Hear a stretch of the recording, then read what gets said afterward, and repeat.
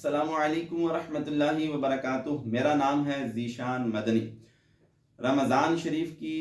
11ویں اور 12ویں روزے کی درمیانی رات کے لیے نیک اور اچھے رشتے کے لیے شادی کا وظیفہ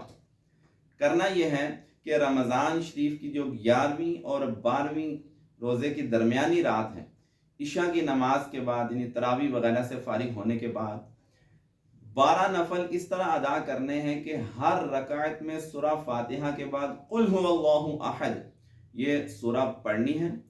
اس طرح دو دو کر کے 12 رکعت نفل ادا کر لیجئے۔ اس کے بعد 100 مرتبہ درود شریف پڑھیے۔ 12 رکعت نفل اور 100 مرتبہ درود پاک پڑھنے کے بعد جو اللہ تعالیٰ کی بارگاہ سے آپ کو ثواب حاصل ہو، اس ثواب کو رسالت مآب حضرت محمد صلی اللہ علیہ وسلم کی بارگاہ میں اس کا ثواب ایصال کیجئے، اور اللہ تعالیٰ کی بارگاہ میں ہو سکے تو آنسو بہا کر،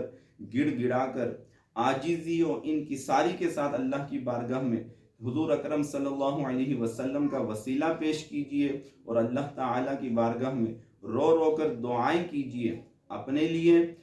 اپنی کسی بہن کے لیے، یا اپنی بیٹی کے نیک اور اچھے رشتے کے لیے اللہ کی بارگاہ میں دعا کیجئے۔ انشاءاللہ عز و جل اگلے رمضان کی آمد سے پہلے مراد پوری ہو جائے گی، اور آپ کے لیے یا آپ کی بہن یا بیٹی کے لیے اللہ تعالی